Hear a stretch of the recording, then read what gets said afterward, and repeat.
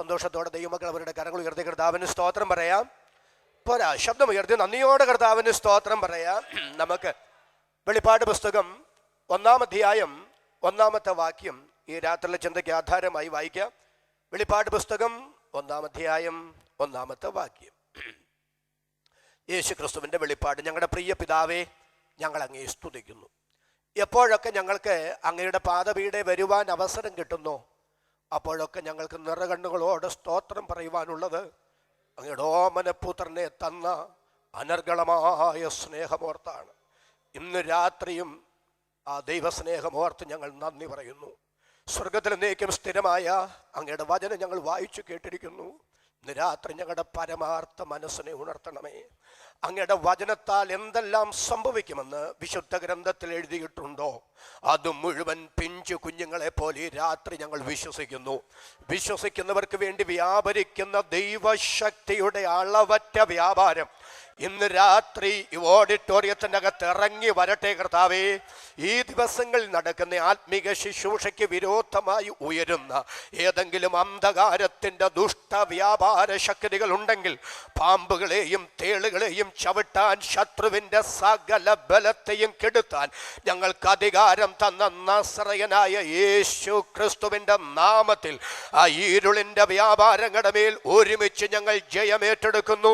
കർത്താവ് വലിയവ ചെയ്യുന്നത് കൊണ്ടും നന്ദി, യേശുവിൻ നാമത്തിൽ തന്നെ ആമേൻ. കാരണം ഉയർത്തി ഒരിക്കൽ കൂടി കർത്താവിന് സ്തോത്രം പറയാം.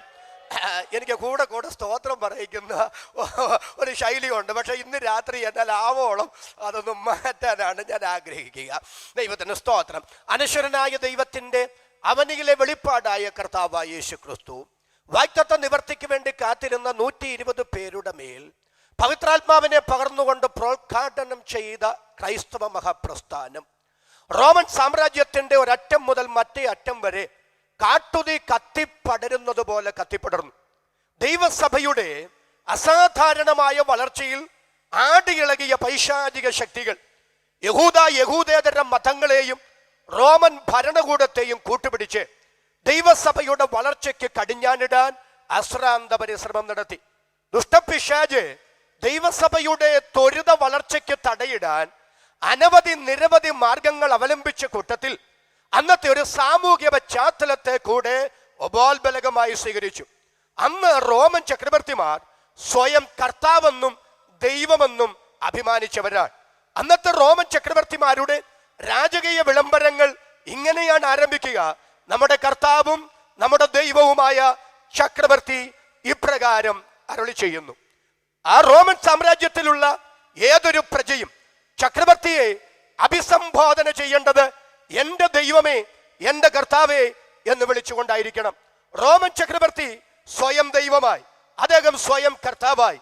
അദ്ദേഹത്തെ മാത്രമേ ദൈവമെന്നും കർത്താവെന്നും വിളിക്കാവൂ എന്ന നിയമം റോമൻ സാമ്രാജ്യത്തിൽ പ്രാബല്യത്തിൽ വന്നപ്പോ ധന്യനായ പൗലോസ്ലീഗ ദൈവത്തിന്റെ സഭയ്ക്ക് എഴുതി. എന്താ എഴുതിയത്? വായിക്കണ്ട.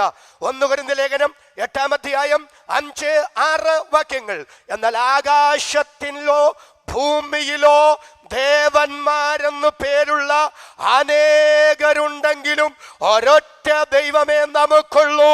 അത് പിതാവായ ഏക ദൈവമാണ്. യേശു ക്രിസ്തു എന്ന ഏക കർത്താവും നമുക്കുണ്ട്. എത്ര പേർക്ക് സന്തോഷം ഉണ്ടാക്കാൻ ഉയർത്തി ഒരിക്കൽ കൂടി ഈ രാത്രി കർത്താവിന് സ്തോത്രം പറയാം. റോമൻ ചക്രവർത്തി പറയുന്നു, ഞാനാണ് ദൈവം, ഞാനാണ് കർത്താവ്, എന്നെ മാത്രമേ ദൈവമെന്ന് വിളിക്കാവൂ, എന്നെ മാത്രമേ കർത്താവെന്ന് വിളിക്കാവൂ. പക്ഷേ സാമൂഹിക പശ്ചാത്തലത്തിൽ പൗലോസ് സഭയെ ഉദ്ബോധിപ്പിക്കുന്നു, അരുത്, നിങ്ങൾ അങ്ങനെ പറയരുത്. പിന്നെ നിങ്ങൾ എന്തു പറയണം? ഒരൊറ്റ ദൈവം, അത് പിതാവായ ഏക ദൈവം. ഒരൊറ്റ കർത്താവ്, അത് യേശു ക്രിസ്തു എന്ന ഏക കർത്താവ്. ദൈവമക്കൾ അത് സധൈര്യം ഏറ്റുപറഞ്ഞു. അതുകൊണ്ട് തന്നെ അതികിരാതമായ നരനായാട്ടിന് റോമൻ സാമ്രാജ്യത്വം അവരെ വിധേയരാക്കി മാറ്റി. ഔഗസ്തസ് കൈസരുടെ കാലത്ത് ആരംഭിച്ചതും നീറോ ചക്രവർത്തിയിലൂടെ ക്രമാനുഗതമായി വളർന്നു വന്നതുമായ ചക്രവർത്തി ആരാധന ഡൊമിനീഷ്യന്റെ കാലഘട്ടമായപ്പോ അതിന്റെ അത്യുച്ചകോടിയിൽ എത്തിച്ചേർന്നു. മുൻപറഞ്ഞ കാരണത്താൽ നിരവധി കർത്തൃദാസന്മാരെ ദൈവമക്കളെ റോമൻ ഭരണകൂടം കൊടിയമായ ക്രൂരമായ പീഡനങ്ങൾക്ക് വിധേയരാക്കി മാറ്റുമ്പോൾ പാരമ്പര്യം പറയുക, അപ്പോസ്തലനായ യോഹന്നാനെ ഡൊമിനീഷ്യൻ പിടിച്ച് തിളച്ച എണ്ണയിലിട്ടെന്ന, പക്ഷേ പച്ചവെള്ളത്തിൽ എന്ന വണ്ണം ദൈവം തന്റെ ദാസനെ അത്ഭുതകരമായി പരിപാലിച്ചു. പൊതുജന സമക്ഷം ചക്രവർത്തി തിരുമനസ്സിനുണ്ടായ അപമാന ഭാരം സഹിക്കവയ്യാതെ അന്നത്തെ രാഷ്ട്രീയ തടവുകാരെ നാടുകടത്തുന്ന, ഇന്നത്തെ ഗ്രീസിന്റെ അധീനതയിൽ കിടക്കുന്ന പത്മോസ് എന്ന ഏകാന്ത ദ്വീപിലേക്ക് യോഹന്നാനെ ചക്രവർത്തി നാടുകടത്തി. യോഹന്നാൻ ചക്രവർത്തിയാൽ നാടുകടത്തപ്പെടുമ്പോ ചക്രവർത്തിയുടെ അകത്ത് 2-3 ചിന്തകളുണ്ട്. ഒന്നാമത്തെ ചിന്ത ഇതാ, ഏകാന്തതയുടെ തടവുകാരനായി കിടക്കുന്ന യോഹന്നാന്റെ അടുക്കൽ ഒരു മനുഷ്യ കുഞ്ഞുപോലും ചെന്ന് അദ്ദേഹത്തെ ആശ്വസിപ്പിക്കാൻ പാടില്ല. ഇന്ന് രാത്രി ശാന്തമായി ഇതിൻ്റെ അകത്തിരുന്നൊന്ന് ചിന്തിച്ച്, നമ്മുടെ ഒരു സ്വകാര്യ വ്യഥയിൽ, നമ്മുടെ ഒരു മാനസിക സംഘർഷത്തിൽ, നമ്മുടെ രോഗക്കിടക്കയിൽ ആരെങ്കിലും ഒന്ന് വന്നിരുന്നെങ്കിൽ, ഒരു വാക്ക് പ്രാർത്ഥിച്ചിരുന്നെങ്കിൽ, ഒരാശ്വാസവാക്ക് പറഞ്ഞിരുന്നെങ്കിൽ എന്ന് ചിന്തിക്കാത്ത, പ്രതീക്ഷിക്കാത്ത, താല്പര്യപ്പെടാത്ത ഏതു മനുഷ്യരാ ഉള്ളത്? യോഹന്നാനും ഒരു മനുഷ്യൻ എന്നുള്ള നിലയിൽ അതൊക്കെ ആഗ്രഹിച്ചു. പക്ഷേ രക്തബന്ധങ്ങളാരും അവിടെ പോയില്ല, കൂട്ടുവിശ്വാസികളാരും അവിടെ പ്രവേശിച്ചില്ല, സഹപ്രവർത്തകരാരും അവിടെ പോയില്ല. എന്താ ചെല്ലാഞ്ഞ്, എന്താ പോവാഞ്ഞ്, പ്രവേശിക്കാഞ്ഞ്? അവർക്കാർക്കും മനസ്സില്ലാഞ്ഞിട്ടല്ല, പക്ഷേ യോഹന്നാന്റെ അടുക്കൽ അവരാരും വരാതെ അവരെ തടയാൻ ഡൊമിനീഷ്യനെ കൊണ്ടും അവന്റെ അധികാരത്തെ കൊണ്ടും പറ്റുമായിരുന്നു. പക്ഷേ ഡൊമിനീഷ്യ തന്റെ ദാസനെ ശുശ്രൂഷയ്ക്ക് വിളിച്ച, അവനെ അഭിഷേകം ചെയ്ത മഹാദൈവം സ്വർഗം ചായിച്ച് തന്റെ ഭക്തന്റെ അടുക്കൽ ഇറങ്ങി വരാൻ തീരുമാനിച്ചാൽ അവനെ തടയാൻ ഇവിടെ അധികാരത്തെ കൊണ്ട് കഴിയും. ഇന്ന് രാത്രി ദൈവകൃപ പ്രാപിച്ച ദൈവമക്കളോട് ഞാൻ വിളിച്ചു പറയാം, നിന്റെ പ്രതിസന്ധിയുടെ നടുവിൽ മുഴുവൻ ലോകവും മാറി നിൽക്കട്ടെ. പക്ഷേ ആ പ്രതിസന്ധിയുടെ വേലിക്കെട്ടുകളെ പൊളിച്ച് ഈ രാത്രി നിന്റെ അടുക്കൽ ഇറങ്ങി വന്ന് അത്ഭുതം ചെയ്യാൻ കരുത്തനായൊരു ദൈവമാ ഇന്ന് രാത്രി നീ സേവിക്കുന്ന ദൈവമെന്നോർത്ത് ദൈവത്തിന് സ്തോത്രം പറയാൻ എത്ര കരങ്ങൾ ഇവിടെ ഉയരും. അവർക്കായി ഞാൻ ദൈവത്തിന് സ്തോത്രം ചെയ്യുന്നു. യേശുവിൻ നാമത്തിൽ അതങ്ങനെ സംഭവിക്കട്ടെ. ദൈവത്തിന് സ്തോത്രം. നിങ്ങൾ കണ്ടോ, ഒരു കപ്പൽ റോമിലേക്ക് പോകുന്നത് കണ്ടോ? 14 പകലായി അവര് സൂര്യനെ കണ്ടിട്ടില്ല, 14 രാത്രിയായി അവര് ചന്ദ്രനെയും നക്ഷത്രങ്ങളെയും കണ്ടിട്ടില്ല. വീശി അടിക്കുന്ന കാറ്റ്, തള്ളി കയറുന്ന തിര, മുങ്ങിക്കൊണ്ടിരിക്കുന്ന കപ്പൽ, അലറിക്കരയുന്ന 275 പേർ. എന്നാൽ ആ കപ്പലിൽ അലറിക്കരയുന്ന 275 പേരുടെ നടുവിൽ ശ്ലീഹ പൗലോസ് നിന്ന് പറയുക, നിങ്ങൾ പേടിക്കണ്ട. എന്താ പേടിക്കേണ്ടാത്തത്? എന്റെ ഊഠയവനും ഞാൻ സേവിക്കുന്നവനുമായ എന്റെ ദൈവത്തിന്റെ ദൂതൻ ഈ രാത്രി എന്റെ അടുക്കൽ വന്നു. എവിടെ വന്നു? വീശിയടിക്കുന്ന കാറ്റിന്റെ നടുവിൽ, തള്ളിക്കയറുന്ന തിരയുടെ നടുവിൽ, മുങ്ങിക്കൊണ്ടിരിക്കുന്ന കപ്പലിൽ ഇവിടം കൊണ്ട് മുഴുവൻ അവസാനിച്ചു എന്ന് പറഞ്ഞ് എല്ലാവരും അലറിക്കറിയുമ്പം എന്റെ ഊഠയവൻ എന്റെ തകർച്ചയിൽ ഇറങ്ങി വന്നു. ഇന്ന് രാത്രി എഴുതി വെച്ചോ, എല്ലാ പഴുതും അടഞ്ഞു, എല്ലാ വഴികളും അവസാനിച്ചു. രക്ഷപ്പെടാൻ ഒരു കച്ചി തുരുമ്പും ഇനി ഇല്ലെന്ന് നീ ചിന്തിക്കുന്ന പ്രതിസന്ധിയുടെ നടുവിൽ ഈ രാത്രി ഇറങ്ങി വരാൻ, നിനക്ക് വേണ്ടി ഒരു അത്ഭുതം ചെയ്യാൻ സർവശക്തന് പദ്ധതിയുണ്ടെന്ന് ഈ രാത്രി ആത്മാവ് നിന്നോട് ദൂത് പറയുന്നു. ആമേൻ പറയാൻ എത്ര പേര് തയ്യാറാണ്? അവർക്കായി ഞാൻ ദൈവത്തെ സ്തുതിക്കുന്നു. ഒരാകരം ഉയർത്തി ഒരിക്കൽ കൂടി ഈ രാത്രി കർത്താവിന് സ്തോത്രം ചെയ്യാം. ഇത് നിന്നോടുള്ള ദൈവ ശബ്ദമാണ്. യോഹന്നാൻ ചക്രവർത്തിയാൽ നാടുകടത്തപ്പെടുമ്പോ ചക്രവർത്തിയുടെ അകത്തുള്ള രണ്ടാമത്തെ ചിന്ത, ഇനി യോഹന്നാൻ ഒരു മടങ്ങി വരവുണ്ടാകരുത്. ശുശ്രൂഷാവേദിയിൽ ഇനി യോഹന്നാനെ കാണാൻ പാടില്ല. ചക്രവർത്തിയുടെ ആ ചിന്ത നടക്കും. അതിന്റെ തെളിവാണ് യോഹന്നാന് മുമ്പ് നാടുകടത്തപ്പെട്ട നിരവധി രാഷ്ട്രീയ തടവുകാരുടെ ചിന്നിച്ചിതറിക്കിടക്കുന്ന അസ്ഥിപഞ്ജരങ്ങളും തലയോട്ടികളും അവയൊക്കെ മൗനമായി യോഹന്നാനോട് പറഞ്ഞു, യോഹന്നാനെ, ഒരു കാലത്ത് നിന്നെ പോലെ നാട് കടത്തപ്പെട്ടവരായി ഞങ്ങൾ ഇവിടേക്ക് വന്നു. രക്ഷപ്പെടുവാൻ അശ്രാന്ത പരിശ്രമങ്ങൾ ഞങ്ങൾ നടത്തി. പക്ഷെ ഞങ്ങളുടെ പരിശ്രമങ്ങൾ വിഫലമായതല്ലാതെ ഞങ്ങളാരും രക്ഷപ്പെട്ടില്ല. ഇതുപോലെ നീയും രക്ഷപ്പെടില്ല. അധികം താമസിയാതെ ഒരസ്ഥിപഞ്ജരമായി, ഒരു തലയോട്ടിയായി നീ ഇവിടെ നീറിയൊടുങ്ങാൻ പോകുക. പക്ഷെ ഇന്ന് രാത്രി ഞാൻ വിളിച്ചു പറയാം, ആ ഏകാന്ത ദ്വീപിൽ നിന്ന് മടങ്ങി വന്ന ഒരേ ഒരാൾ, അത് അപ്പോസ്തലനായ യോഹന്നാനാ. എഴുതി വെച്ചോ, ഇനി ഒരു മടങ്ങി വരവ് നിനക്കില്ലെന്ന് ശത്രു വിധി പറയുന്ന സാഹചര്യത്തിൽ, നിന്റെ സ്വപ്നത്തിൽ പോലും നീ ചിന്തിക്കാത്ത വഴികളിലൂടെ നിന്നെ പുറത്തു കൊണ്ടുവരുന്ന ഒരു കരം ഈ രാത്രി ചലിക്കുന്നു. അതാ ഇന്ന് രാത്രി നാം സേവിക്കുന്ന നമ്മുടെ ദൈവത്തിന്റെ കരമെന്നോർത്ത് കർത്താവിന് നന്ദി പറയാൻ എത്ര പേര് തയ്യാറാകും? അവർക്കായി ഞാൻ ദൈവത്തെ സ്തുതിക്കുന്നു. പരിശുദ്ധാത്മാവിൽ ഇന്ന് രാത്രി ഞാൻ വിളിച്ചു പറയാൻ കേട്ടോ, യിരെമ്യാ പ്രവാചകന് വേഷഭൂഷാദികൾ നോക്കാതെ, സ്ഥാനമാനങ്ങൾ നോക്കാതെ, മുഖം നോക്കാതെ ദൂത് പറയുന്ന യിരെമ്യാ പ്രവാചകൻ പലരുടെയും കണ്ണിലെ കരടായി മാറി. അവര് തീരുമാനിച്ചു ഒതുക്കിയേക്കാവെന്ന്. ഒതുക്കാൻ തീരുമാനിച്ചവർ കൊണ്ടൊരു കുഴിയിലിട്ടു. കുഴിയിലിട്ടേച്ച് അവര് വീട്ടിൽ പോയി. അവരുടെ ചിന്ത ശുദ്ധജലമില്ലാതെ, ഭക്ഷണമില്ലാതെ യിരെമ്യാവ് അവിടെ കിടന്നു മരിക്കണം. കൊണ്ടിട്ടവര് വീട്ടിൽ പോയപ്പോൾ ദൈവം ചിലരുടെ മനസ്സിനെ ഉണർത്തി. അവരാ കുഴിയിൽ വന്ന് കീഴോട്ട് നോക്കുമ്പോൾ യിരെമ്യാവ് അവിടെ കിടക്കുക. അവരെന്താ ചെയ്തെന്നറിയാമോ? ആദ്യം കയറിട്ട് കൊടുത്തില്ല. കുഴിയിൽ കിടക്കുന്ന യിരെമ്യാവിന് കയറിട്ട് കൊടുത്താൽ യിരെമ്യാവ് തന്റെ ശരീരത്തിൽ ആ കയറ് കെട്ടും. അവരാ കയറെ പിടിച്ച് മുകളിലേക്ക് വലിക്കും. ആ സമയത്ത് ശരീരത്തിൽ കയറ് മുറുകി ചോര പൊടിഞ്ഞു മാംസം മുറിഞ്ഞ് അസാധാരണ വേദന ഉളവാകും. അത് സംഭവിക്കാതിരിക്കാൻ അവരാദ്യം പഴം തുണി ഇട്ട് കൊടുത്തു. എന്തിന്? പഴം തുണി യിരെമ്യാവ് തന്റെ ശരീരത്തിൽ ചുറ്റി പിന്നാലെ കയറിട്ട് കൊടുത്തു. ഗുണമെന്താ? ആ പഴം തുണിക്ക് മുകളിൽ കയറ് കെട്ടി. എന്നിട്ട് അവരാ കയറെ പിടിച്ച് മുകളിലേക്ക് വലിച്ചു. അപ്പോൾ ഒരു ഗുണമുണ്ടായി. എന്താ ഗുണം? മാംസം മുറിയാതെ, ചോര പൊടിയാതെ, വേദന ഉളവാകാതെ യിരെമ്യാവ് പുറത്തു വന്നു.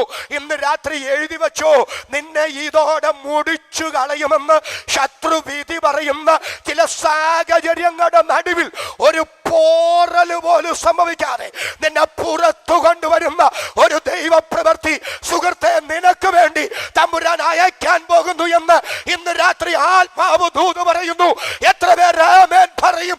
അവർക്കായി ഇന്ന് രാത്രി ഞാൻ ദൈവത്തെ സ്തുതിക്കുകയാണ്. ദൈവത്തിന് സ്തോത്രം. ഡൊമിനീഷ്യൻ യോഹന്നാന്റെ മേൽ കൽപ്പിച്ച മൂന്നാമത്തെ വിധി മരണവാറണ്ടാണ്. അവിടെ കടന്ന് യോഹന്നാൻ മരിക്കണം.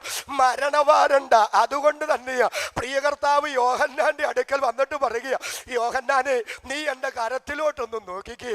മരണത്തിന്റെയും പാതാളത്തിന്റെയും താക്കോൽ എന്റെ കൈവശമാവുള്ളത്. അർത്ഥം ഒന്നുകൂടെ പറയാം. നീ ഇവിടെ കടന്ന് മരിക്കണമോ വേണ്ടയോ എന്ന് തീരുമാനിക്കുന്നത് ഡൊമിനീഷൻ അല്ല, അവന്റെ അധികാരമല്ല. നിന്റെ പ്രാണന്റെ മേൽ പരമാധികാരം എനിക്കാണെന്ന് നീ തിരിച്ചറിയണം. ഇന്ന് രാത്രി 2016 ഈ മാർച്ച് മാസത്തിൽ നീ അറിയാതെ നിന്റെ പ്രാണനെതിരെ മരണത്തിന്റെ കറുത്ത വല വിരിച്ചിരിക്കുന്ന ഏതെങ്കിലും പൈശാചിക ശക്തി ഉണ്ടെങ്കിൽ ഇന്ന് രാത്രി മരണത്തിന്റെ മേലും പാതാളത്തിന്റെ മേലും ജയം പ്രാപിച്ചവന്റെ നാമത്തിൽ ആ ശക്തിയെ തകർക്കാൻ അഭിഷേകം പ്രാപിച്ച എത്ര ദൈവമക്കൾ ഈ രാത്രി ഇവിടെയുണ്ട്? അവർക്കായി ഞാൻ ദൈവത്തെ സ്തുതിക്കുന്നു. വിശ്വസിക്കുന്ന ദൈവമക്കൾ കരമടിച്ച് ഇന്ന് രാത്രി ദൈവത്തിന് സ്തോത്രം പറയാം. നീ അറിയാതെ നിനക്കെതിരെ മരണത്തിന്റെ കറുത്ത വല വിരിക്കുന്ന പൈശാചിക ശക്തി ഉണ്ടെങ്കിൽ ഇന്ന് രാത്രി യേശുവിന്റെ നാമത്തിൽ ആ ശക്തി അഴിയട്ടെ.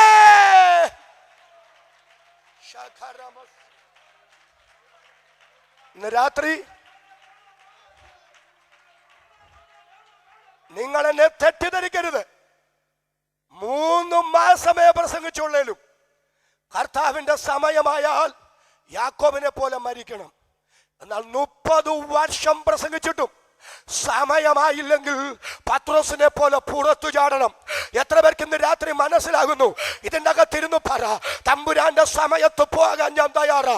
എന്നാൽ എൻ്റെ ദൈവത്തിന്റെ സമയത്തിന് മുമ്പ് എന്നെ തകർക്കാൻ, എൻ്റെ മേൽ മരണത്തിന്റെ ശക്തി ചെലുത്താൻ വ്യാപരിക്കുന്ന ഏതെങ്കിലും ഇരുളിന്റെ ശക്തി ഉണ്ടെങ്കിൽ ഇന്ന് രാത്രി അധികാരമുള്ള യേശുവിന്റെ നാമത്തിൽ ഞാൻ അതിനെ തകർക്കുന്നു എന്ന് പറയാൻ അകത്ത് കരുത്തുള്ള എത്ര പേർ ഈ രാത്രി ഇവിടെയുണ്ട്? അവർക്കായി ഞാൻ ദൈവത്തെ സ്തുതിക്കുന്നു. യേശുവിൻ നാമത്തിൽ അതങ്ങനെ സംഭവിക്കട്ടെ. നിങ്ങൾക്ക് സംശയം ഉണ്ടാവും, സമയത്തിന് മുമ്പൊക്കെ തകർക്കാൻ പിശാച് കരുനീക്കം നടത്തുമെന്ന്. സംശയമുള്ളവർ കൊരിന്ത്യ ലേഖനം വായിച്ചാൽ മതി. പൗലോസ് പറയുന്നു, ഇത്ര വലിയ മരണത്തിൽ നിന്ന് ദൈവം ഞങ്ങളെ വിടുവിച്ചു, മേലാലും ഞങ്ങളെ വിടുവിക്കും. ഇന്ന് രാത്രി നിന്റെ ശുശ്രൂഷ അതിന്റെ പൂർണ്ണതയിൽ തികവിൽ എത്താൻ കഴിയാതെ പാതി വഴി കുടച്ചു കളയാൻ, നിന്റെ ജീവിതത്തെ തകർത്ത് കളയാൻ നിനക്കെതിരെ വ്യാപരിക്കുന്ന ഏതെങ്കിലും ദുഷ്ടശക്തി ഉണ്ടെങ്കിൽ ഇന്ന് രാത്രി എന്നിൽ വ്യാപരിക്കുന്ന അഭിഷേകത്തിന്റെ ശക്തിയാലും യേശുവിന്റെ നാമത്താലും ദൈവവചനത്താലും ആ പൈശാചിക ശക്തിയെ ഇന്ന് രാത്രി ആത്മാവിൽ ഞങ്ങൾ ഒരുമിച്ച് ശാസിക്കുന്നു. എത്ര പേര് വിശ്വസിക്കുന്നു? അവർക്കായി ഞാൻ ദൈവത്തെ സ്തുതിക്കുന്നു. പോരാ, ഉറപ്പുള്ളവർ അക്കരമുയർത്തി ഒരിക്കൽ കൂടി കർത്താവിന് സ്തോത്രം ചെയ്യാം. ഇന്ന് രാത്രി ചിലത് പരിശുദ്ധാത്മാവ് ഇതിനകത്ത് ചെയ്യുകയാണ്. Hallelujah, hallelujah. കരമുയർത്തി ഒരിക്കൽ കൂടുന്നു സ്തോത്രം പറഞ്ഞ്. യോഹന്നാൻ പത്മോസ് എന്ന ഏകാന്ത ദ്വീപിൽ കിടക്കുകയാണ്. യോഹന്നാനെ പോലെ യേശുവിനെ അടുത്തറിഞ്ഞൊരു ശിഷ്യൻ വേറെയില്ല. കർത്താവിൻ്റെ എല്ലാ കാലത്തും യേശുവിനോട് കൂടെ നിന്നയാളാ യോഹന്നാൻ. എനിക്ക് ഏറ്റവും പറയാനുള്ളത്, എൻ്റെ രക്ഷിതാവ് ഹന്നാവിൻ്റെയും കയ്യപ്പാവെന്ന് പറയുന്ന മഹാപുരോഹിതന്മാരുടെ അവിടെ വിസ്തരിക്കപ്പെടുമ്പോൾ യോഹന്നാൻ അത് കണ്ടുകൊണ്ട് നിൽപ്പുണ്ടായിരുന്നു. സന്നിധിയും സംഘത്തിന്റെ മുമ്പിൽ എൻ്റെ രക്ഷിതാവ് വിസ്തരിക്കപ്പെടുമ്പോൾ യോഹന്നാൻ അവിടെ നിൽപ്പുണ്ടായിരുന്നു. പീലാത്തോസിന്റെ മുമ്പിൽ എൻ്റെ രക്ഷിതാവ് വിസ്തരിക്കപ്പെടുമ്പോൾ, എൻ്റെ കർത്താവിനെ അടിക്കുമ്പോൾ, ഞാനതെല്ലാം കൂടെ വിശദീകരിക്കുന്നില്ല. ഇന്ന് രാത്രി യോഹന്നാൻ അടുത്തുണ്ടായിരുന്നു. എൻ്റെ അരിമനാഥൻ യെരൂശലേം തെരുവീതിയിലൂടെ രക്തത്തുള്ളികൾ ഇറ്റിറ്റ് വീഴ്ത്തി നടന്നു നീങ്ങുമ്പോൾ യോഹന്നാൻ യേശുവിൻ്റെ തൊട്ടുപുറകെ ഉണ്ടായിരുന്നു. അതെല്ലാം കണ്ടുകൊണ്ട് ക്രൂശിൽ എൻ്റെ രക്ഷിതാവിൻ്റെ കൈകാലുകൾ അടിയടിക്കുമ്പോൾ യോഹന്നാൻ ഹൃദയം പൊട്ടി അതെല്ലാം കണ്ടുകൊണ്ട് നിന്നു. എൻ്റെ രക്ഷിതാവ് ക്രൂശിൽ കിടക്കുമ്പോൾ, ആ യേശു കർത്താവ് ക്രൂശിൽ കിടന്ന് നിലവിളിക്കുമ്പോൾ യോഹന്നാൻ ഹൃദയം പൊട്ടുന്ന വേദനയുമായി അവിടെ നിൽപ്പുണ്ടായിരുന്നു. ഇന്ന് രാത്രി ഞാൻ അതെല്ലാം കൂടെ വിശദീകരിക്കുന്നില്ല. എൻ്റെ പൊന്നു കർത്താവിൻ്റെ ശരീരം കല്ലറയ്ക്കകത്ത് വെക്കുമ്പോൾ യോഹന്നാൻ അവിടെ ഉണ്ടായിരുന്നു. എന്നാൽ അതിനേക്കാൾ എനിക്ക് സന്തോഷം പറയാം, എൻ്റെ രക്ഷിതാവ് ഉയർത്തെഴുന്നേറ്റത് കണ്ട ഒരു യോഹന്നാൻ, അപ്പോസ്തലനായ യോഹന്നാൻ. കരങ്ങൾ ഉയർത്തി ഒരിക്കൽ കൂടി ഈ രാത്രി കർത്താവിന് സ്തോത്രം പറയാം. 40 ദിവസങ്ങൾ അനേകർക്ക് പ്രത്യക്ഷനായി എൻ്റെ രക്ഷിതാവ് ജീവനോടിരിക്കുന്നു എന്ന് തെളിയിച്ചു. അവസാനം അമ്പരചുംബിയായ ഒലിവും മലയുടെ മുകളിൽ നിന്ന് ആ തൻ്റെ ശിഷ്യവൃന്ദങ്ങൾ കാണെ യേശു സ്വർഗാരോഹണം ചെയ്യുകയാ. ആ കാഴ്ച കാണാൻ കൂടി നിന്നവരുടെ കൂട്ടത്തിലും യോഹന്നാനുണ്ട്. യേശുവിൻ്റെ കോമള പാദങ്ങൾ ആ മലയുടെ മുകളിൽ നിന്ന് പറഞ്ഞു പൊങ്ങി പൊങ്ങി ഉയർന്നുയർന്നു പൊങ്ങി അനന്തവികായസിലൂടെ രക്ഷിതാവ് പോകുമ്പോൾ ഇവരിമവട്ടാതെ നോക്കി നിൽക്കുകയാണ്. അങ്ങ് മേഘപാളികൾക്കകത്ത് എൻ്റെ രക്ഷിതാവ് മറഞ്ഞു. മേഘങ്ങൾ എൻ്റെ രക്ഷിതാവിൻ്റെ കാൽപാദങ്ങളും മറച്ചു. ഇവർ ആത്മാർത്ഥമായി ആഗ്രഹിച്ചു ആ വെള്ളി മേഘങ്ങൾ ഒന്ന് വഴിമാറിയിരുന്നെങ്കിൽ, യേശുവിനെ ഒന്നുകൂടെ കണ്ടിരുന്നെങ്കിൽ. പക്ഷെ മേഘങ്ങൾ വഴിമാറിയില്ല, യേശുവിനെ കണ്ടില്ല. പക്ഷെ പകരം കണ്ടത് 2 ദൂതന്മാരെയാ. 65 കൊല്ലങ്ങൾക്ക് മുമ്പ് മേഘപാളികൾക്കകത്ത് മറഞ്ഞവനെ, പത്മ പത്മോസിന്റെ ഏകാന്തതയിൽ യോഹന്നാൻ മുഖതാവിൽ കാണുകയാ. എത്ര പേർക്ക് സന്തോഷമുണ്ട്? ഞാൻ പറയുന്നത് ഇന്ന് രാത്രി എത്ര പേർക്ക് മനസ്സിലാകുന്നു? ആ മനസ്സിലാകുന്നവർ മാത്രം ആ കരമുയർത്തി ഒരിക്കൽ കൂടി ശക്തിയോടെ കർത്താവിന് സ്തോത്രം ചെയ്യുക. യോഹന്നാൻ അവനെ സൂക്ഷിച്ചു നോക്കി. ഇന്ന് രാത്രി അതെല്ലാം കൂടി ഞാൻ വിശദീകരിക്കുന്നില്ല. പ്രഭാതത്തിൽ കിഴക്കൻ ചക്രവാളത്തിൽ ഉദിച്ചുയരുന്ന സൂര്യകിരണങ്ങൾ ഹിമാലയ പർവ്വതത്തിലെ ഹിമസാനുക്കളിൽ പതിക്കുമ്പോൾ ഹിമത്തിന് എത്ര വെണ്ണയാണോ ഇതുപോലെ തൂവെള്ളയാ എൻ്റെ രക്ഷിതാവിൻ്റെ തലമുടി. ഇന്ന് രാത്രി ഞാനത് സ്പർശിക്കുന്നില്ല. അതിൻ്റെ അർത്ഥം എന്താണെന്നറിയാമോ? എൻ്റെ യോഹന്നാന് നിന്നെ പീഡിപ്പിക്കുന്ന ഡൊമിനേഷനും ഇനി വരുവാൻ പോകുന്ന ചക്രവർത്തിമാരുമൊക്കെ വെള്ളത്തിലെ കുമിള പോലെ നൈമഷികമായി പൊട്ടിമാറുന്നവരാ. പക്ഷെ നിനക്കറിയാവോ, നീ പ്രസംഗിക്കുന്ന ഞാൻ, നീ ആരാധിക്കുന്ന ഞാൻ ആരാന്നറിയാമോ? ഞാൻ പുരാതനനായ ദൈവമാ. അതിന്റെ അർത്ഥം എന്താ? ഞാൻ ഭേദത്താൽ ആച്ഛാദനമില്ലാത്തവനാ. എത്ര പേർക്ക് മനസ്സിലാകുന്നു? ആ കരമുയർത്തി ഒരിക്കൽ കൂടി ശക്തിയോടെ സ്തോത്രം പറയാ. സ്വയം സ്ഥിതനായ ദൈവം. ഈ രാത്രി ഞാൻ അവിടെ നിൽക്കുന്നില്ല സഹോദരങ്ങളെ. എല്ലാ സിംഹാസനവും ഇവിടെ തീർന്നു. ഇന്ന് വല്ല സിംഹാസനവും കാണണമെങ്കിൽ മ്യൂസിയത്തിൽ പോകണം. പക്ഷെ ആ മ്യൂസിയങ്ങളിലെല്ലാം സിംഹാസനമുണ്ട്, പക്ഷെ സിംഹാസനങ്ങളിൽ ആളില്ല. ഇങ്ങനെ ഒരു രാജാവ് ഉണ്ടായിരുന്നു എന്ന് വിളംബരം ചെയ്യുന്ന ഈ സിംഹാസനങ്ങൾ മ്യൂസിയത്തിലിരിക്കുമ്പം ഇന്ന് രാത്രി ഞാൻ പറയാം, ഇന്നലകളിൽ സിംഹാസനത്തിലിരുന്നവൻ ഇന്നും ആ സിംഹാസനത്തിൽ നിന്ന് ഇറങ്ങിയിട്ടില്ല. വെളിപ്പാട് പുസ്തകം 4-ാം അധ്യായം നിങ്ങൾ വീട്ടിൽ ചെന്ന് വായിച്ചാൽ മതി. അവിടെ സിംഹാസനത്തിൽ ഇന്നും ഒരുവൻ ഇരിക്കുന്നു. ഞാൻ പ്രസംഗിക്കുന്ന സമയത്തും ഒരുവൻ ഇരിക്കുന്നു. അവനാ ഇന്ന് രാത്രി നാം സേവിക്കുന്ന നമ്മുടെ ദൈവമെങ്കിൽ ഈ രാത്രി ഞാൻ വിളിച്ചു പറയാം, ഈ ബ്രഹ്മാണ്ഡ തടാകത്തിന്റെ മേൽ, ലോക സാമ്രാജ്യങ്ങളുടെ മേൽ, ഭരണാധികാരികളുടെ മേൽ കടിഞ്ഞാനുള്ള നിയന്ത്രണമുള്ള ഒരു മഹാരാജാവ്, നിത്യസിംഹാസനമുള്ളവന് ഇന്ന് രാത്രി ഞാൻ സേവിക്കുന്ന ദൈവമെങ്കിൽ ഇന്ന് രാത്രി നമുക്ക് വിരോധമായി നിൽക്കുന്ന ഇരുളിന്റെ ശക്തിയോട് പറ, ഇല്ല, എന്റെ ദൈവം ഗതിഭേദത്താൽ ആച്ഛാദനമില്ലാത്ത നിത്യ ദൈവമാണ്. എത്ര പേർക്ക് സന്തോഷമുണ്ട്? അവർക്കായി ഇന്ന് രാത്രി ഞാൻ ദൈവത്തെ സ്തുതിക്കുന്നു.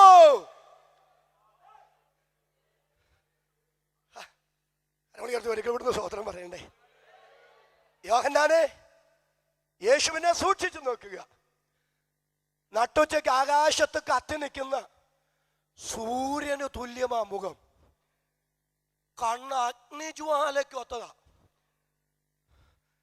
സ്വോത്രം പോയി. കണ്ണ് അഗ്നിജാലയ്ക്ക് ഒത്തെന്ന് പറഞ്ഞ് ഈ രാക്ഷസന്മാരെ പോലെ തീപ്പന്തം ചാടുന്ന കണ്ണാണെന്നൊന്നും അല്ല. കണ്ണ് അഗ്നിജ്വാലയ്ക്ക് ഒത്തളെന്ന് പറഞ്ഞാൽ സകലവും കാണുന്ന, സകലവും അറിയുന്ന ഒരുവനാ ഞാനെന്ന. നിന്റെ വിചാരം എന്നാ? ഈ സംഭവിക്കുന്നതൊന്നും ഞാൻ അറിയുന്നില്ലെന്നോ?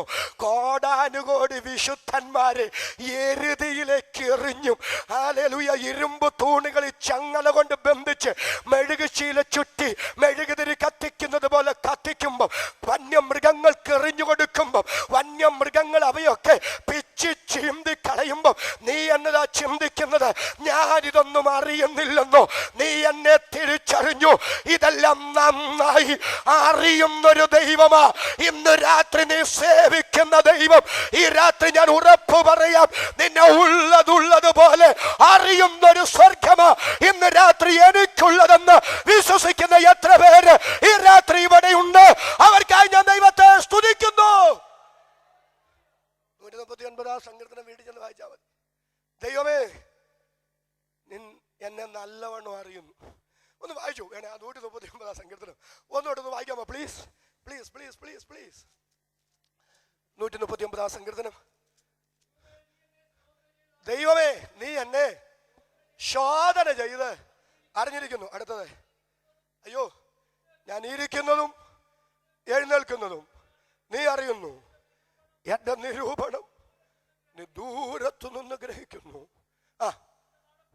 എന്റെ നടപ്പും കിടപ്പും കേട്ടോ കേട്ടോ കേട്ടോ, ഇന്ന് രാത്രി ശ്രദ്ധിച്ചോ, രാക്ഷസന്റെ പോലെ തീപ്പന്തം കത്തുന്നത് പോലെ കത്തുന്ന, നിന്നെ പേടിപ്പിക്കുന്ന കണ്ണാണെന്നല്ല.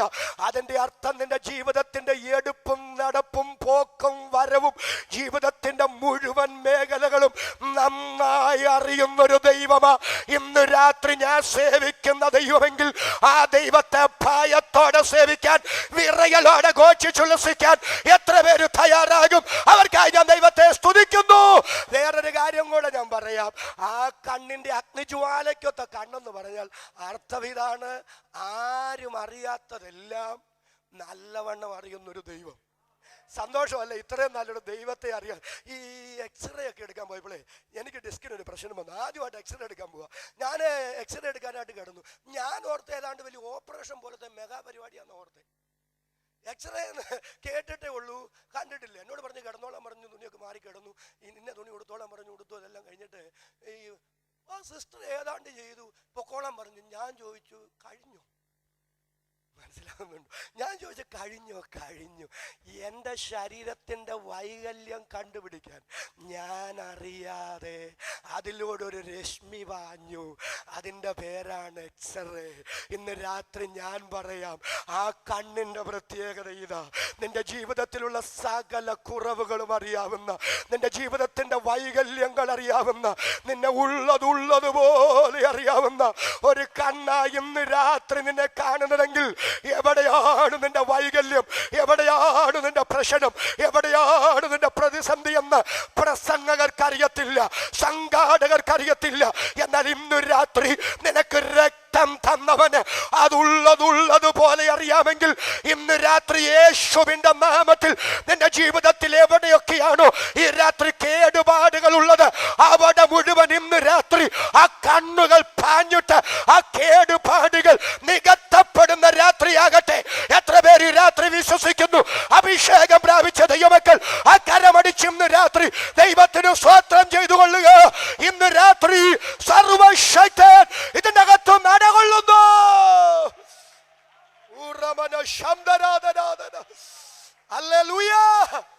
ഞാൻ വേറൊരു കാര്യം കൂടെ പറയാം സഹോദരങ്ങളെ. ചില രോഗങ്ങളൊക്കെ അവസാന സ്റ്റേജിലാണ് കണ്ടുപിടിക്കുന്നത്. ക്യാൻസർ ആരംഭത്തിൽ കണ്ടുപിടിക്കാൻ പറ്റിയാൽ സൗഖ്യമാക്കാം. പക്ഷെ 3rd സ്റ്റേജിലോ 4th സ്റ്റേജിലോ ഒക്കെയാണത് കണ്ടുപിടിക്കുക. ഡോക്ടർമാർ പറയുന്നത് സമയം വൈകിപ്പോയി, കഴിഞ്ഞുപോയി. ആരംഭത്തിൽ കണ്ടുപിടിക്കാൻ കഴിഞ്ഞിരുന്നെങ്കിൽ അപ്പൊ കുഴപ്പമില്ല. നമ്മളിൽ എന്തൊക്കെ രോഗമുണ്ടെന്ന് നമുക്കറിഞ്ഞുകൂടാ. ഞാൻ പറഞ്ഞതുപോലെ നിങ്ങൾക്ക് മനസ്സിലാകുന്നുണ്ടോ? അറിയുമ്പോൾ സമയം വൈകിപ്പോയിട്ടുണ്ടാകും. പക്ഷെ ഇന്ന് രാത്രി ഞാൻ പറയാ സഹോദര, ഞാൻ പറയാ സഹോദരി, പ്രത്യക്ഷത്തിൽ നിനക്ക് കുഴപ്പമൊന്നുമില്ലെങ്കിലും നിനക്കറിയാൻ കഴിയാത്ത ഏതെങ്കിലും രോഗശക്തികൾ ഈ രാത്രി നിന്റെ ശരീരത്തിൻ്റെ അകത്ത് കൂടിയിരിക്കുന്നുണ്ടെങ്കിൽ, നിനക്കറിയാൻ കഴിയാത്ത, പ്രത്യക്ഷമായി നിനക്ക് കാണാനോ അനുഭവിക്കാനോ കഴിയാത്ത ഏതെങ്കിലും പ്രതിസന്ധികൾ, ഇരുളിന്റെ ശക്തികൾ നിനക്കെതിരെ ആസൂത്രണം ചെയ്യുന്നുണ്ടെങ്കിൽ ഇന്ന് രാത്രി ഞാൻ അഭിഷേകത്തിൽ വിളിച്ചു പറയുന്നു, ഈ വചനം ശുശ്രൂഷിക്കുമ്പോൾ തന്നെ അഗ്നിജ്വാലക്കത്ത കണ്ണുകൾ നിനക്ക് വേണ്ടി ഈ രാത്രി വ്യാപരിച്ച് ആ രോഗശക്തികൾ അഴിയട്ടെ, ആ രോഗാത്മാക്കൾ അഴിയട്ടെ. അന്ധകാര ദുഷ്ടശക്തികൾ നിനക്കെതിരെ തയ്യാറാക്കുന്ന ചില പദ്ധതികൾ, അവൻ തയ്യാറാക്കുന്ന ചില പദ്ധതികൾ ഉത്ഭവ സ്ഥാനത്തു തന്നെ ദൈവാത്മാവ് ഈ രാത്രി തകർക്കുന്നു. വിശ്വസിക്കുന്ന ദൈവമക്കൾ ആധാരം തുറന്ന് കരമടിച്ച് ആത്മാവിന്റെ നിറവിൽ ദൈവത്തെ ആരാധിച്ചു കൊള്ളുക. പരിശുദ്ധാത്മാവ് ഈ രാത്രി ചിലത് ഇതിനകത്ത് ചെയ്യുന്നു.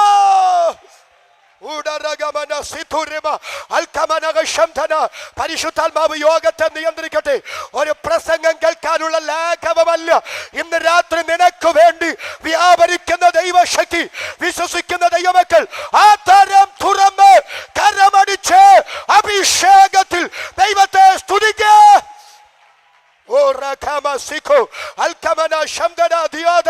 ഇന്ന് രാത്രി ആത്മാവനോട് തെളിവായി പറയുന്നു, പ്രത്യക്ഷമായി പലതും നീ അനുഭവിക്കുന്നില്ലെങ്കിലും നിനക്ക് വിരോധമായി, നിന്റെ ആരോഗ്യത്തിന് വിരോധമായി, നിന്റെ ശുശ്രൂഷയ്ക്ക് വിരോധമായി, ആസൂത്രിതമായി ഇന്ന് രാത്രി ശത്രു നെയ്തു കൂട്ടുന്ന അവന്റെ ചില പദ്ധതികളെ ആത്മാവ് ഈ രാത്രി ഇതിനകത്ത് അഴിക്കുന്നു.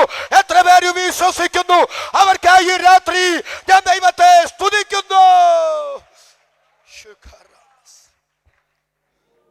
സ്വതന്ത്രം പറയാമോ? കരങ്ങൾ ഉയർത്തി ഒരിക്കൽ കൂടി. പരിശുദ്ധാത്മാവ് ഇന്ന് രാത്രി ആരാണ്ടോടൊക്കെയോ ഇതിനകത്ത് ഹൃദ്യമായി ഇടപെടുന്നു. ദൈവാത്മാവിനോട് ശക്തമായി പറയുന്നു, ഇന്ന് നിനക്ക് ആരോഗ്യമുണ്ട്, പുറമേ ഇന്നെല്ലാം ഓക്കെയാണ്. പക്ഷെ നീ അറിയാതെ തകർച്ചയുടെ കുഴി നിനക്കെതിരെ വെട്ടുന്ന ചില ശക്തികൾ ഇന്ന് രാത്രി നിനക്കെതിരെ നിൽക്കുമ്പോൾ യേശുവിൻ്റെ നാമത്തിൽ കാര്യങ്ങൾ നിന്റെ മുമ്പിൽ വെളിപ്പെടുമ്പോൾ മാത്രമല്ല, അത് നിന്റെ മുമ്പിൽ വെളിപ്പെടുന്നതിന് മുമ്പേ, നിനക്കെതിരെ അത് വരുന്നതിന് മുമ്പേ ഇന്ന് രാത്രി ഉത്ഭവസ്ഥാനത്തു തന്നെ അതിനെ തകർക്കുന്നൊരു ദൈവശക്തി ഇന്ന് രാത്രി ഇതിനകത്ത് വ്യാപരിക്കുന്നു എന്ന് ആത്മാവ് ഇടപെടുന്നു. എത്ര പേര് വിശ്വസിക്കുന്നു? അവർക്കായി രാത്രി കർത്താവിനെ സ്തുതിക്കുന്നു. വിജയിയായ രാജാവിനേറ്റ മുറിവെന്ന വണ്ണം കുന്തപ്രയോഗമേറ്റുണ്ടായ മുറിവ് ഭൂഷണമായി വിരാജിക്കുന്ന തിരുമാർവിൽ എൻ്റെ രക്ഷിതാവ് പൊൻകച്ച കെട്ടിയിട്ടുണ്ട്. ഹല്ലേലൂയ. അവനുലാവുന്നത് ശബ്ദദീപങ്ങളുടെ നടുവില. ആ ശബ്ദദീപങ്ങൾക്കൊരു പേര് കൊടുത്തിട്ടുണ്ട്, 7 പൊൻനില വിളക്കുകൾ. കരങ്ങൾ ഉയർത്തി ഒരിക്കൽ കൊടുത്ത് സ്വോത്രം പറയാമോ? അതിൻ്റെ പേരെന്താ? 7 പൊൻനില വിളക്കുകൾ. ഞാൻ ഓർത്ത് തമ്പുരാനെ നിലവിളക്കെന്ന് അങ്ങ് പറഞ്ഞാൽ പോരെ, എന്തിനാ പൊൻനില വിളക്കെന്ന് പറയുന്നത്? പഴയ നിയമ ദൈവാലയത്തില് ഈ പ്രാകാരത്തിലെ താമ്ര യാഗപീഠമൊക്കെ അല്ലാതെ വിശുദ്ധ സ്ഥലത്തും അതിവിശുദ്ധ സ്ഥലത്തുമുള്ള സകലതും പൊന്ന. മറ്റു പലതുകൊണ്ട് പണിതതാണെങ്കിൽ പോലും പൊന്നു പൊതിഞ്ഞിട്ടുണ്ട്.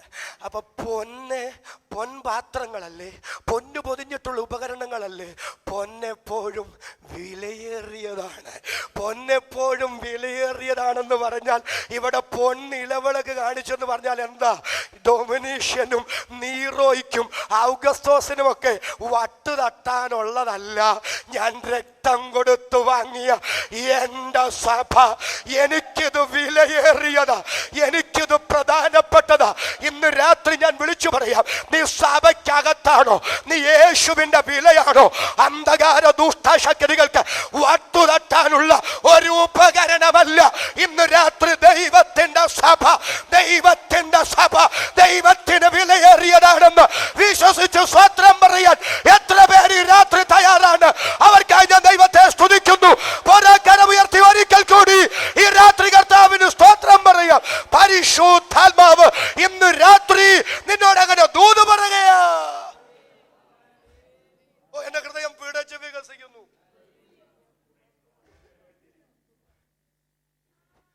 പൊന്നെ നിസാരമല്ല, സ്തോത്രം പറയുന്നേ, വിലയേറിയതാണ്. ഉദാഹരണം പറയും മനസ്സിലാവും. നമ്മുടെ വീടുകളിലൊന്നും പൊൻപാത്രമില്ല. ഞാൻ ബാബുച്ചാന്റെ വീട്ടിലാണ് താമസിക്കുന്നത്. പൊൻപാത്രത്തിലല്ല കുടിക്കാൻ തരുന്നേ. ഹലോ, പൊൻപാത്രത്തിലല്ല കഴിക്കാൻ തരുന്നേ. നമ്മുടെയൊക്കെ വീടുകളിൽ പൊൻപാത്രം ഇല്ല. ഉണ്ടെ തന്നെ വെളിയിൽ എടുക്കത്തില്ല, എടുക്കാൻ പറ്റുകയില്ല. പോട്ടെ. പൊൻപാത്രം ഉള്ളത് രാജകൊട്ടാരത്തിലാണ്. ഞാൻ പറയുന്ന പോലെ നിങ്ങൾക്ക് മനസ്സിലാവുന്നുണ്ടോ? 7 നിലവിളക്കുകളെന്നല്ല, 7 പൊൻനിലവിളക്കുകളെന്നാ. ഇതെന്റേതാന്ന്, ഇതെന്റേതും മാത്രമാന്ന്, ഇത് എനിക്ക് അവകാശപ്പെട്ടതാണെന്ന്. ഇന്ന് രാത്രി ഇത് IPCയുടെ കോൺഫറൻസ് അല്ലേ? ഞാനൊരു കാര്യം പറയാം. സഭ ആരുടെയും സ്വകാര്യ സ്വത്തല്ല. സഭ ആരുടെയും എങ്ങനെയും കൈകാര്യം ചെയ്യാനുള്ള ആരുടെയും വകയല്ല.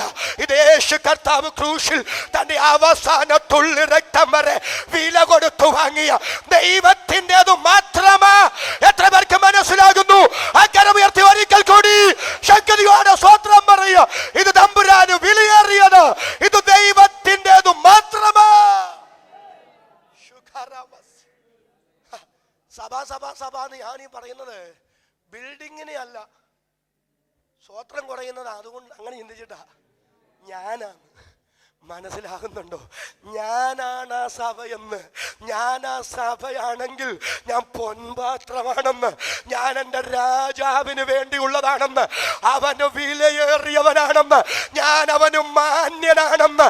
ഇന്ന് രാത്രി ലോകത്തിൽ ആരും നിനക്ക് വില തന്നില്ലെങ്കിലും, നിന്നെ പ്രോത്സാഹിപ്പിക്കാനില്ലെങ്കിലും, ഞാൻ എൻ്റെ തമ്പുരാന് വിലയേറിയതാണെന്ന് ഇന്ന് രാത്രി ഉറപ്പുണ്ടെങ്കിൽ അതുപോലെ സ്വത്രം പറയാൻ എത്ര പേർക്ക് സന്ദേശം ഉണ്ട്? കരമുയർത്തി ഒരിക്കൽ കൂടി ഈ രാത്രി കർത്താവിനെ സ്തുതിക്കുക. അവൻ ഉലാവുന്നത് മാത്രം പോരാ, 7 പൊന്നിലവിളക്കുകളുടെ നടുവിൽ നിൽക്കുന്നു. കർത്താവ് എവിടാ നിൽക്കുന്നത്? സ്വത്രം പറ. 7 പൊന്നിലവിളക്കുകളുടെ നടുവ് നമുക്കങ്ങ് മാറ്റാം. പ്രധാന സ്ഥലത്ത് കർത്താവ്. സഭയുടെ പ്രധാന സ്ഥലം യേശുവിനുള്ളതായിരിക്കണം. സഭയുടെ പ്രധാനി യേശുവായിരിക്കണം. സഭയുടെ തല ക്രിസ്തുവായിരിക്കണം. ക്രിസ്തുവിന് പകരം ക്രിസ്തു നിൽക്കേണ്ടുന്നിടത്ത് വേറെ ആര് വന്നാലും അത് തകർന്നു പോകും. എന്നാൽ ഇന്ന് രാത്രി ഞാൻ പറയാം, ക്രിസ്തുവിനെ നിർത്തേണ്ടുന്നിടത്ത് നിർത്തേണ്ടതുപോലെ നിർത്തിയാൽ പ്രതിസന്ധികൾ എന്തുമാകട്ടെ, ആ തടസ്സങ്ങളുടെ നടുവിൽ തന്റെ സഭയെ അത്ഭുതകരമായി നടത്താൻ ഇന്ന് രാത്രി ഉയരത്തിൽ ഒരു ദൈവമുണ്ടെന്ന് വിശ്വസിക്കാൻ ഭാഗ്യം കിട്ടിയ എത്ര ദൈവമക്കൾ ഇവിടെയുണ്ട്? ആ കരമുയർത്തി ഒരിക്കൽ കൂടി കർത്താവിന് സ്തോത്രം പറയാ. ഈ രാത്രി ഞാൻ ചാട്ടുള്ളി പോലെ ഒരു കാര്യം കൂടെ പറഞ്ഞ് ഇവിടെ അങ്ങ് നിർത്താൻ പോവുക. സഹോദരങ്ങളെ, യേശുവിനെ നിർത്തേണ്ടടുത്ത് നിർത്തിയാൽ ഒരു സ്തോത്രം ഒന്ന് പറ. പ്രതിസന്ധിയിൽ നിന്ന് കരകയറാം. എൻ്റെ കർത്താവ്, ചില വചനം തൂതുകളെ ഞാൻ പറഞ്ഞ കേട്ടോ. എൻ്റെ കർത്താവ് ഗദർദേശത്തേക്ക് പോവുക. ആ യാത്രയിൽ കടലിളകി, കാറ്റടിച്ചു, പടവ് മുങ്ങിക്കൊണ്ടിരിക്കുക. അവിടെ ഒരു പദം ഇങ്ങനെയുണ്ട്, യേശു അമരത്ത്. ഒന്ന് ഉറക്കെ പറ. യേശു അമരത്ത് തല വെച്ച്. ചിലർ പറയുന്ന യേശു ഉറങ്ങുക ഉറങ്ങുക ഉറങ്ങുക ഉറങ്ങുക. എന്തെങ്കിലും ഒരു പ്രതിസന്ധി ഉണ്ടായ ഉടനെ തമ്പുരാൻ ഉറങ്ങിയത് കൊണ്ടാണ് നമ്മുടെ വിചാരം. ഒന്ന് സ്വോത്രം പറ.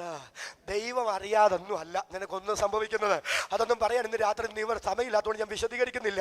അതുകൊണ്ട് നാളെ ഒത്തിരി സമയം ഒട്ടും വേണമെന്നും അല്ല ഞാൻ ഈ പറയുന്നത്. കാര്യങ്ങൾ വിശദീകരിച്ച് വരികയാണ്, ശ്രദ്ധിച്ച് കേൾക്കുക. യേശു കർത്താവ് അമരത്ത് തല വെച്ച് ഉറങ്ങിയെന്ന് പറഞ്ഞാൽ കർത്താവ് ഉറങ്ങിപ്പോയത് കൊണ്ടൊന്നും അല്ലത് സംഭവിക്കുന്നത്. കാരണം ഇസ്രായേലിന്റെ പരിപാലകൻ അവൻ ഉറങ്ങുന്നില്ല, അവൻ മയങ്ങുന്നുമില്ല. എത്ര പേർക്ക് അതിന് ആമേൻ പറയാം? കരമുയർത്തി ഒരിക്കൽ കൂടി കർത്താവിന് സ്തോത്രം പറയും. അങ്ങനെയാണെങ്കിൽ അമരത്തെന്തിനാ തല വെച്ച് ഈ കാറ്റൊക്കെ വീശി അടിച്ച് അശ്രാന്ത പരിശ്രമമൊക്കെ നടത്തി കഴിഞ്ഞ് ഇവർ അവസാനം പറയാം, ഗുരു നിനക്ക് ഞങ്ങളെ കുറിച്ച് വിചാരമില്ലയോ? കർത്താവ് ഉടനെ മറുചോദ്യം ചോദിക്കേണ്ടത് തന്നെ, എൻ്റെ പൊന്നു കുഞ്ഞുങ്ങളെ, നിങ്ങൾ ഇത്രയും ടെൻഷൻ അടിക്കേണ്ട വല്ല കാര്യം ഉണ്ടായിരുന്നു? കാറ്റിൻ്റെ ആരംഭത്തിൽ തന്നെ എന്നെ അങ്ങ് വിളിച്ചാൽ പോരായിരുന്നു, ഞാനിതിന് പരിഹാരം വരുത്തത്തില്ലായിരുന്നു. അങ്ങനല്ല യേശു ചോദിക്കണ്ടേ. പക്ഷെ യേശു ചോദിക്കുക, നിങ്ങൾ ഇങ്ങനെ വിചാരപ്പെടാൻ എന്ത്? ഞാൻ ചോദിക്കുന്നു, ഇതിനേക്കാൾ വലുത് ഒരു കടലിൽ പിന്നെ എന്താ വേണ്ടേ? കാറ്റ് വീശി അടിക്കുന്നുണ്ട്, തീരെ തള്ളി കയറുന്നുണ്ട്, പടക് മുങ്ങിക്കൊണ്ടിരിക്കുകയാണ്. ഇവർ പറയുക ഞങ്ങൾ നശിച്ചു പോകുന്നു, നിനക്ക് വിചാരമില്ലയോ? കർത്താവിൻ്റെ മറുചോദ്യം, നിങ്ങളിങ്ങനെ വിചാരപ്പെടാൻ കാര്യം എന്താ? എന്താ അങ്ങനെ ചോദിക്കാൻ കാര്യം എന്നറിയാമോ? ഇവൻ എവിടാ തല വെച്ചേക്കുന്നേ? ഉറക്കെ പറഞ്ഞു, ഇവൻ എവിടാ തല വെച്ചേക്കുന്നേ? അമരത്താ. അമരത്തിൻ്റെ പ്രത്യേകത എന്താണ്? യാക്കോബ് പറയുന്നു, കപ്പൽ എത്ര വലുതാണെങ്കിലും കൊടുങ്കാറ്റ് കൊണ്ട് ഓടുന്നതാണെങ്കിലും അമരക്കാരൻ ചെറിയ ചുക്കാൻ കൊണ്ട് തനിക്ക് ബോധിച്ച ദിക്കിലേക്ക് അതിനെത്തിരിക്കുന്നു. കപ്പൽ എത്ര വലിയതാണെങ്കിലും, അടുത്ത് ഉറക്കെ പറ, കപ്പൽ എത്ര വലുതാണെങ്കിലും കൊടുങ്കാറ്റ് കൊണ്ട് ഓടുന്നതായാലും അമരക്കാരൻ ചെറിയ ചുക്കാൻ കൊണ്ട് തനിക്ക് ബോധിച്ച ദിക്കിലേക്ക് തിരിക്കുന്നു. അപ്പൊ അമരം തകർന്നാൽ കപ്പൽ തകർന്നു. വേദപുസ്തകം വീട്ടിൽ ചെന്ന് വായിച്ചാൽ മതി. റോമിലേക്ക് പോയ യാത്രയിലെ മുമ്പത്തെ കപ്പല് ഇരുകടൽ കൂടിയൊരു സ്ഥലത്തെത്തിയപ്പോൾ എന്ത് ചെയ്തെന്ന അണിയം ഉറച്ചു. തിരയുടെ കേമത്താൽ എന്ത് ചെയ്തു? അമരം തകർന്നു, കപ്പലുടഞ്ഞു. അപ്പൊ അമരം തകർന്നാൽ എന്തിനു നിലനിൽപ്പില്ല? കപ്പലിന് നിലനിൽപ്പില്ല. അങ്ങനെയാണെങ്കിൽ നിങ്ങൾ എന്തിനാ ഇത്ര ടെൻഷൻ അടിക്കുന്നത് ചോദിക്കാൻ കാര്യം എന്താണെന്നറിയോ? കുഞ്ഞ്, നിങ്ങൾക്ക് ഈ കാറ്റും പ്രതിസന്ധി ആകസ്മികമാണ്, പക്ഷെ ഇതുണ്ടാകുമെന്ന് എനിക്കറിയാം. ഇതുണ്ടാകുമ്പോഴില്ലേ ഇത് തകർന്നു പോകാതിരിക്കാൻ എൻ്റെ തല ഇതിൻ്റെ ആ മരത്ത് ഞാൻ വെച്ചിട്ടുണ്ടെങ്കിൽ നീ ടെൻഷൻ അടിക്കണ്ടെന്ന്, നീ നിരാശപ്പെടണ്ടെന്ന് വല്ല മനസ്സിലാകുന്നുണ്ടോ? നീറോയും ഡൊമിനീഷ്യനും വെസ്പേഷ്യനും ഒക്കെ എൻ്റെ സഭയെ എത്ര കിരാതമായി പീഡിപ്പിച്ചാലും അവൻ ഇതിനെ തകർക്കാൻ പറ്റത്തില്ല. ഞാൻ ഇതിന്റെ നടുവിലുണ്ട്. ഇന്ന് രാത്രി IPC സഭയോട് ആത്മാവിൽ ഞാൻ വിളിച്ചു പറയുന്നു, പാതാള ഗോപുരങ്ങൾക്ക് ഇതിനെ തകർക്കാൻ സാധ്യമല്ല. കാരണം മനുഷ്യനല്ല ഇതിന്റെ തല മരണത്തെയും പാതാളത്തെയും തോൽപ്പിച്ച് എന്റെ രക്ഷിതാവ്. എത്ര പേര് വിശ്വസിക്കുന്നു? കരമുയർത്തി ഒരിക്കൽ കൂടി ശക്തിയോടെ രാത്രി ദൈവത്തിന് സ്തോത്രം പറയുക. അപ്പൊ കർത്താവ് 7 പൊന്നില വിളക്കുകളുടെ നടുവിൽ ഒറ്റ കാര്യം പറഞ്ഞു, 2 മിനിറ്റ് കൊണ്ട് നിർത്തിയേക്കാം. പക്ഷെ അവൻ ആ സഭയുടെ നടുവിലൂടെ നടക്കുമ്പോ കാലയിലോട്ട് നോക്കിക്കേ, ഊലയിൽ ചുട്ടുപഴിപ്പിച്ച വെള്ളോടിന് സദൃശമാണ്. കരങ്ങൾ ഉയർത്തി ഒരിക്കൽ കൊടുന്ന് സ്തോത്രം പറയാമോ? എന്താ ഊലയിൽ ചുട്ടുപഴിപ്പിച്ച വെള്ളോടെന്ന് പറഞ്ഞിരിക്കുന്നത്? ഈ ബ്രാസ് പഴയ നിയമത്തിൽ നമ്മൾ കാണുന്നത്, ദൈവത്തിന് സ്തോത്രം, പ്രാകാരത്തിലാണ്. ഒന്ന് വാന്നേ പ്ലീസ്. എവിടെയാ? പ്രാകാരത്തിൽ നിങ്ങൾ നോക്കിക്കേ, അവിടെ താമ്രയാഗപീഠമാ. എന്താ? താമ്രയാഗപീഠം. ആ താമ്രയാഗപീഠം നിങ്ങൾ കണ്ടോ? രാവിലെ മുതൽ സന്ധ്യ വരെ യാഗം കഴിയുമ്പോൾ ആ താമ്രയാഗപീഠം പഴുത്ത് വെള്ളോട് പോലെ നിൽക്കുകയാണ്.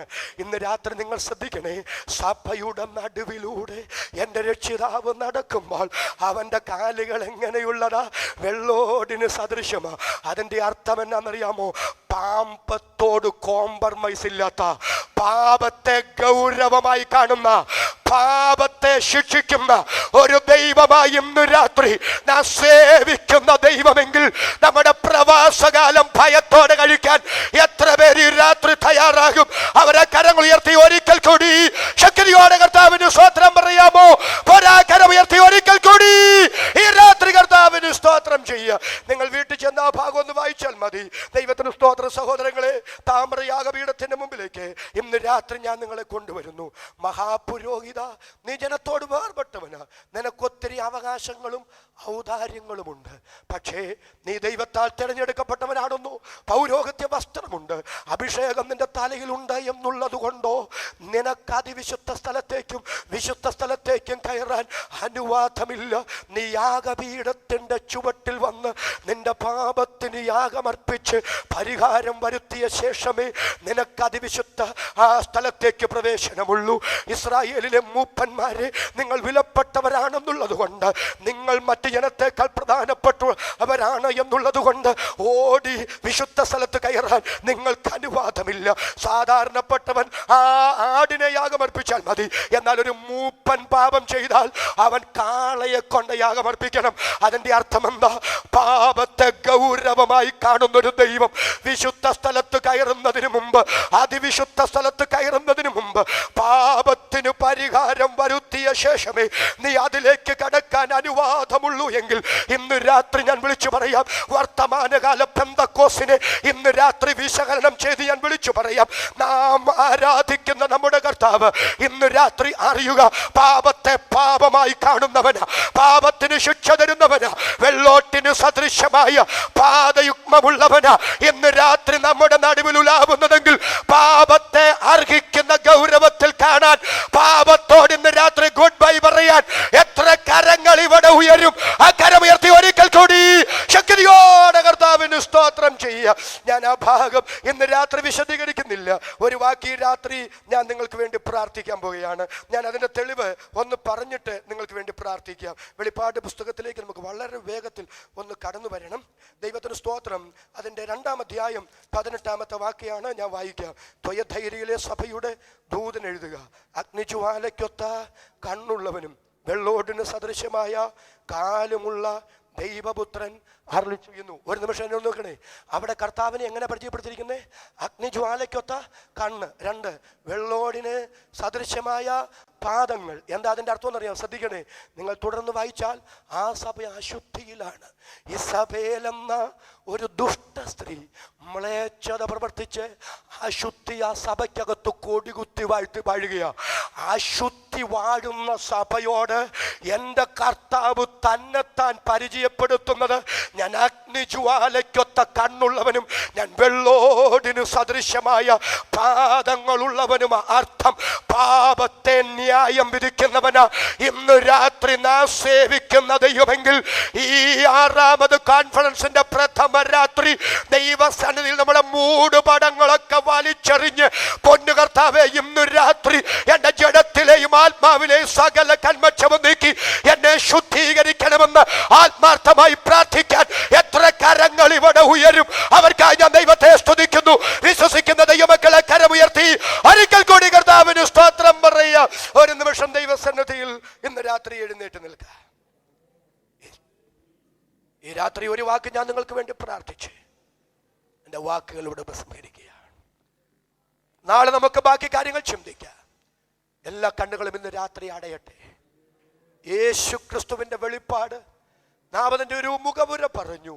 പത്മോസിൽ യോഹന്നാന്റെ അടുക്കൽ 65 കൊല്ലങ്ങൾക്ക് മുമ്പ് മേഘപാളികകൾക്കകത്ത് മറഞ്ഞവൻ ഇറങ്ങി വരികയാ. യോഹന്നാൻ അവനെ മുഖതാവിൽ കാണുകയാ.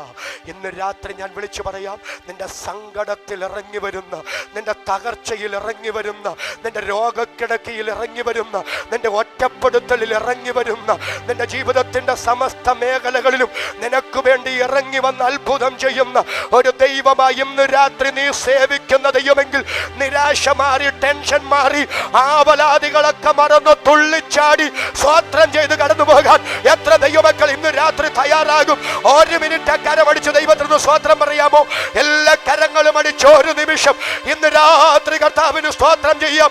മഹത്വ സമ്പൂർണനായ കർത്താവ് ഇന്ന് രാത്രി ഇതിനകത്തിറങ്ങി വരുന്നു. പത്മാസ് എന്ന ഏകാന്ത ദ്വീപിൽ തന്റെ ദാസനായ യോഹന്നാന്റെ അടുക്കൽ ഇറങ്ങി വന്ന പൊന്നു കർത്താവ് ഇന്ന് രാത്രി ഇതിനകത്തു നടകൊള്ളുന്നു. നിന്നെ സൗഖ്യമാക്കാൻ, നിന്നെ വിടുവിക്കാൻ, നിന്നോട് സംസാരിക്കാൻ, നിനക്ക് വാഗ്ദത്തം തരുവാൻ, നിന്റെ സങ്കടം എടുത്തു മാറ്റുവാൻ, നിന്നെ ശുദ്ധീകരിക്കുവാൻ. എന്റെ ഹൃദയം നന്ദിയാൽ പിടച്ചു വികസിക്കുന്നു. ഞാനൊരു വാക്ക് പറഞ്ഞു പ്രാർത്ഥിച്ചോട്ടെ. അവൻ ധരിച്ചിരിക്കുന്നു നിലയങ്കി പൗരോഹിത്യ വേഷമാണ്. അങ്ങനെയാണെങ്കിൽ ഇന്ന് രാത്രി ഞാൻ പറയാം, നമ്മുടെ രക്ഷിതാവ്, നമ്മുടെ മഹാപുരോഹിതനായി ഈ രാത്രി ഇവിടെ ഇറങ്ങി വന്നിട്ടുണ്ട്. എൻ്റെ മഹാപുരോഹിതന്റെ പ്രത്യേകത എന്താ? എൻ്റെ മഹാപുരോഹിതൻ എൻ്റെ ബലഹീനതകളിൽ എന്നോട് കഴിവുള്ള മഹാപുരോഹിതനാണെങ്കിൽ ഇന്ന് രാത്രി കരഞ്ഞു പറ, കർത്താവേ എന്നോട് ക്ഷമിക്കണമേ. ഒരു ജയ ജീവിതം നയിക്കാൻ, ഒരു വിശുദ്ധ ജീവിതം നയിക്കാൻ ഈ രാത്രി എനിക്ക് കൃപ തരണമെന്ന് നീ കണ്ണുനീരോട് പറഞ്ഞാൽ നിന്നോട് സഹതാപം കാണിക്കാൻ കഴിവുള്ളൊരു പുരോഹിതൻ ഈ രാത്രി ഇതിനകത്ത് വന്നിട്ടുണ്ട്. നമ്മുടെ കരങ്ങൾ മുകളിലേക്ക് ഒന്ന് ഉയർത്തിപ്പിടിക്കാമോ? എല്ലാ കരങ്ങളും. ഞങ്ങളുടെ പിതാവേ, ഞങ്ങൾ അങ്ങേ സ്തുതിക്കുന്നു. യേശുവേ, ഞങ്ങൾ അങ്ങേ ആരാധിക്കുന്നു.